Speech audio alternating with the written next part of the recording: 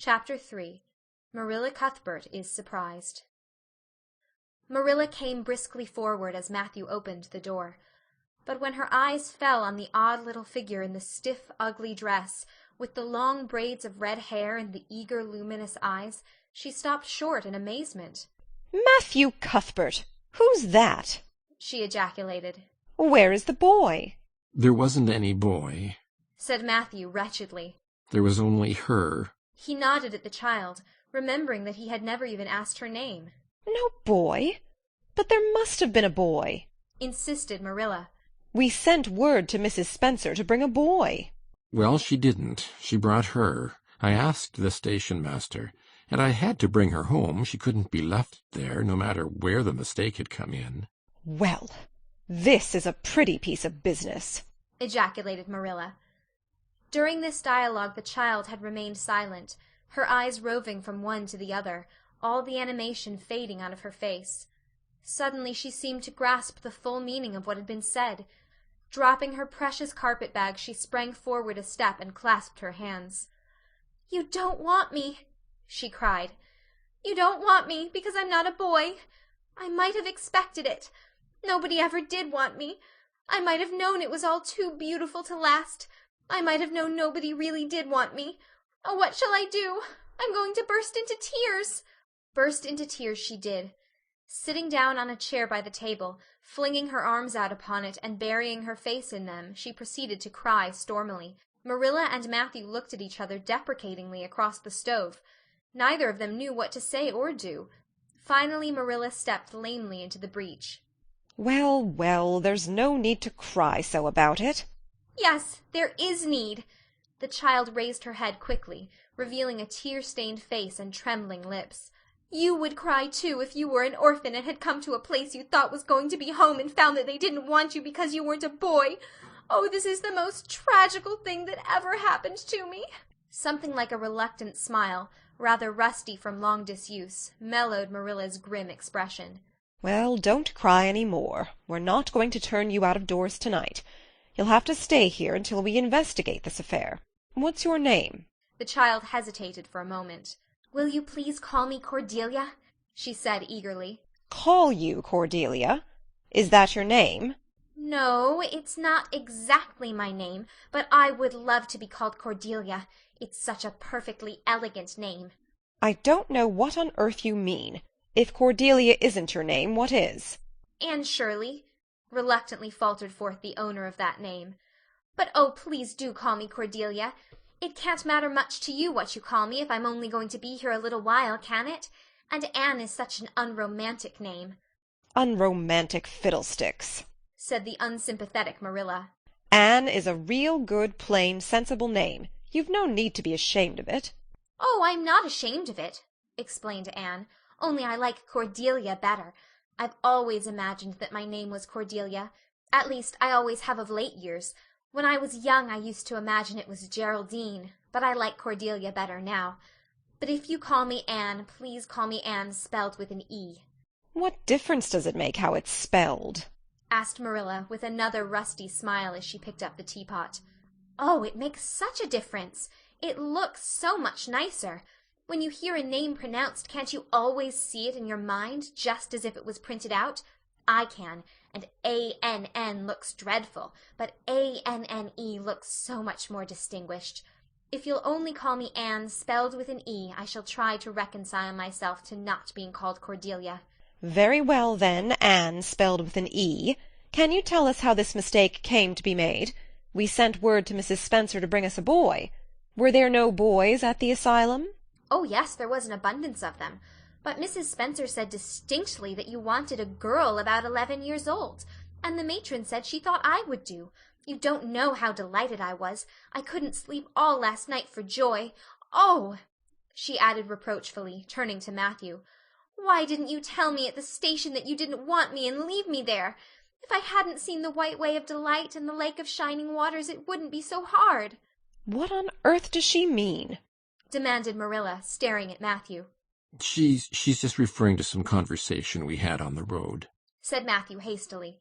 "I'm going out to put the mare in, Marilla. Have tea ready when I come back." "Did Mrs. Spencer bring anybody over besides you?" continued Marilla when Matthew had gone out. "She brought Lily Jones for herself. Lily is only 5 years old, and she is very beautiful and has nut-brown hair. If I was very beautiful and had nut-brown hair, would you keep me?" "No. We want a boy to help Matthew on the farm. A girl would be of no use to us. Take off your hat. I'll lay it and your bag on the hall table."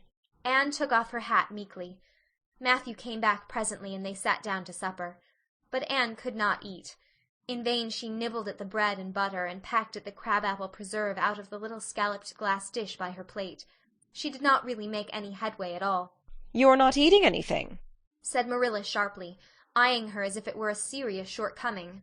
Anne sighed. "I can't. I'm in the depths of despair. Can you eat when you are in the depths of despair?" "I've never been in the depths of despair, so I can't say," responded Marilla.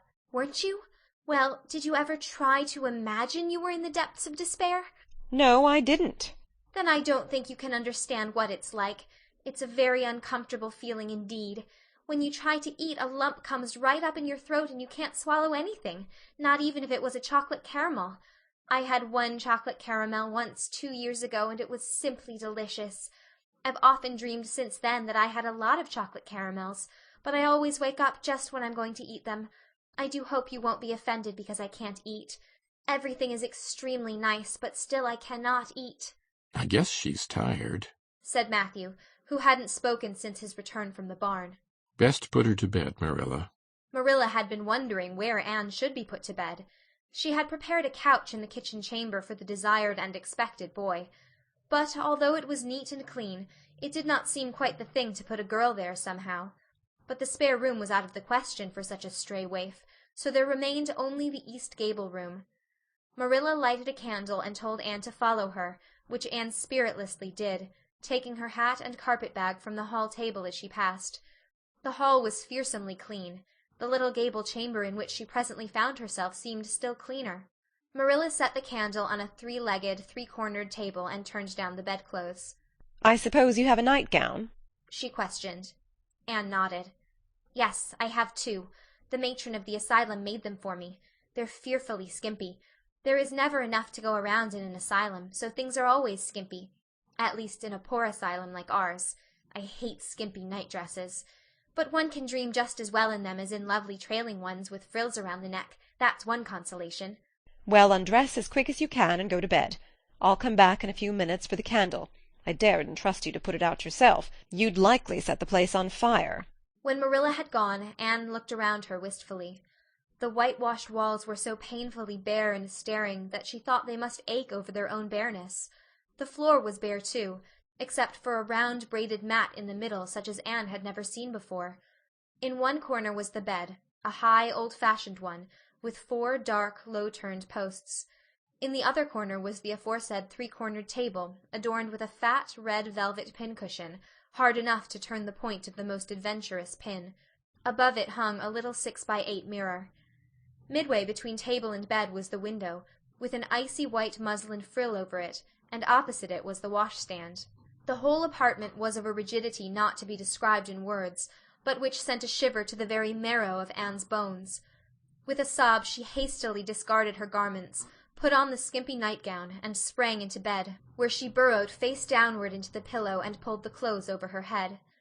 When Marilla came up for the light, various skimpy articles of raiment scattered most untidily over the floor, and a certain tempestuous appearance of the bed, were the only indications of any presence save her own.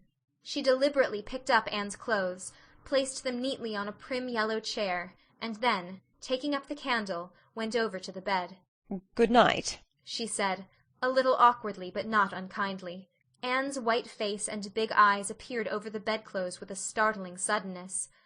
"How can you call it a good night, when you know it must be the very worst night I've ever had?" she said reproachfully. Then she dived down into invisibility again.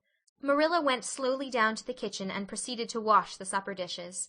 Matthew was smoking, a sure sign of perturbation of mind.